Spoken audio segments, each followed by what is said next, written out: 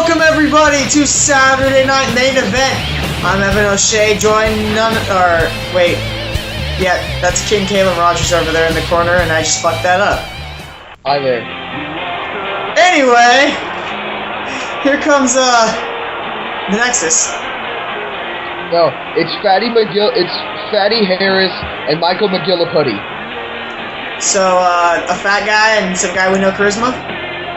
This is the genesis of my genesis of the genesis of my genesis. Okay. Anyway, here comes two jobbers that no one gives a shit about. Yeah, didn't Randall Keith Thornton, Hadouken, CM Punk, Randall Keith Thornton kicked him in the head? Yeah, I think he did. You know, no one really talks about these guys backstage because, no one gives a shit about them. Exactly. I mean, there's only two people they talk about backstage. Husky Harris is fat. And that's you and Stone Cold. Exactly. Because I'm important, unlike Fatty Harris and McGilliputty. Hell, I'm even more important than these guys. You are, and nobody cares about you. Well, who's on the Slam poster? I know, I love you too, buddy. Anyway, here comes. Wait. John Morrison and R-Truth. What? Spot Monkey and a black guy. Next. Oh, okay, sorry. My notes, I was reading my notes wrong. I thought they were facing the random KKK. Anyway, yeah, here comes John Morrison. Commentary watch. Whatever. Here comes John Morrison, a guy that, everyone in the back likes. Except you, Kalen. Totally. Everyone totally likes him. And, he's a great man. Wait, what the fuck's going on with the screen? It's the Mexicans in the back fucking up. They need to get new tapes. Anyway, yeah, we got R-Truth, a guy who seems to rap a lot, and John Morrison, a guy that, he's okay. R-Truth is black, y'all. And he's black. In case you hadn't noticed. Husky Harris looking less fat than usual. I don't get how he's fat and his dad is relatively okay size. IRS is a great man. I know. Wait, Kalen, who... Did he repossess your van? Wait, what? Didn't IRS repossess your van? My van? Yes. Yeah, he did. Your van. He repossessed my van. I wasn't very happy. Now you have to ride with me. At least I get Frosty Freeze. Commentate this match now instead of talking about random crap. Yeah, anyway, it's kind of hard to commentate. Eric is beating the crap out of John Morrison. Commentate this match without the fuzz. So, Fatty Harris obviously dizzy from the lack of Cheetos he's eaten in the last 30 minutes. Yeah. R-Truth getting in the ring because he's black, y'all. And he's black, y'all. And he's blackity black and he's black, y'all. Because he's biggity black, blackity black, he's blackity black. A show of superhuman strength from R-Truth lifting up Fatty Harris and dropping with a backdrop. Have any of these men ever done anything in WCW? No. The answer is no. No one cares about them. John Morrison has done some stuff here in the Vivian verse, though. John Morrison's also fat. Speaking of the Vivian verse, when did WCW get into the Vivian verse? Stop breaking kayfabe! Oh, we're breaking kayfabe! Because I said you were breaking kayfabe. But you're not always right. You said I was breaking kayfabe on the last episode. It's because you always break kayfabe. Yeah, and CB Carter doesn't on fucking the main event? Don't you mean Nitro? Nitro, whatever. Once again, commentary botch. Yeah, you botch every day you try to put your clothes on. Oh, R-Truth with yet another superhuman display of strength, lifting up your 700-pound Husky Harris. Every time you put your boots on, you put the left one on the right foot. Shut up. Can't even put your fucking own boots on right. Do you want to walk to the next Nitro? And Husky Harris refusing to tag his partner in. Oh, Husky Harris channeling Misawa with that backdrop. Husky Harris looking to get some Cheetos. He's probably going to leave, go to the snack table. Get some fucking Cheetos and maybe a burrito. If him and Matt Hardy were ever in the same company, no one would ever get to eat. Ever. What do you mean? You don't eat anyway. Yes, because it takes a strict diet regimen to keep this amazing body. Yeah, and I eat whatever the fuck I want, and I stay the same weight.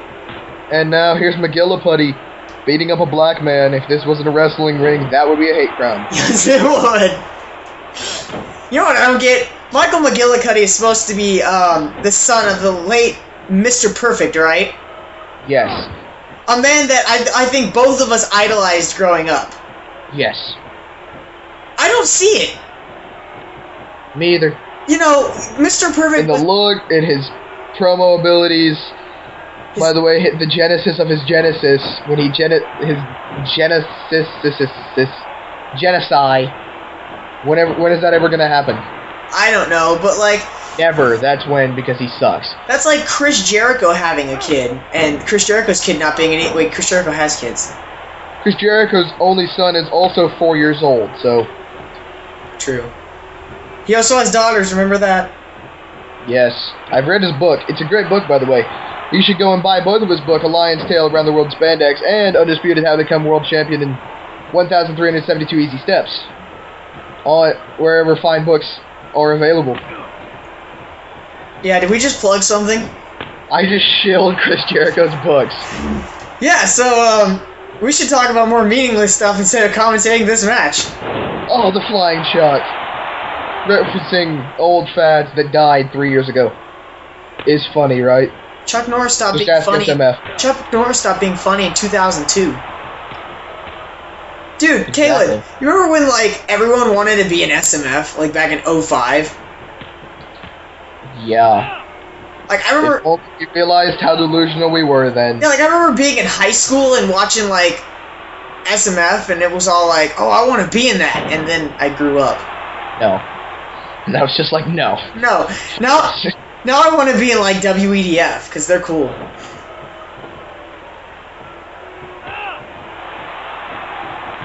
I'm gonna cut a kind of a shoot promo right here, and I'm gonna go on the record as saying WEDF is kind of overrated.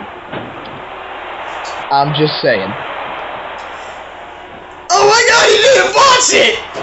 He got it. What the? Holy hell! He actually did it right. I know. I'm surprised too. John Morrison is actually doing something. Moon flipping. But yeah, it's John Morrison. It's showing his moon flipping skills. It's like a surprise to me that he has never successfully done that move ever in the history of the world. I know, maybe on a tilt-roll backbreaker. You know what I really want to? Oh, in the cover, 1, 2, 3. No, 2 count. McGillicuddy showing the awareness to kick out. Maybe this match will be the debut of his genesis. Of him genociding his genesis. So if WEDF is overrated, what other companies? I've said Genesis so many times. Phil Collins should pay me. What other companies do you think are overrated? Everyone that I'm not in. You're in, especially that URW. You are in URW though. That place is. I don't know what you're talking about. You signed a developmental contract. Oh, the lie detector. You signed whatever the hell that move's You called. signed a developmental contract a couple weeks back. You're the current CGW heavyweight champion. That's like being the world champ. That's like being the champion in FCW. And if FCW had a developmental league, it would be GCW. CGW. Whatever. 1, 2, wait. 3 count! Oh my god, we weren't paying attention again! What the? The black guy wins. Doesn't matter, this match sucked anyway. You can tell that we're not in the WWE because that never would have happened, ever. Nope, John Morrison would have got the pin. Exactly.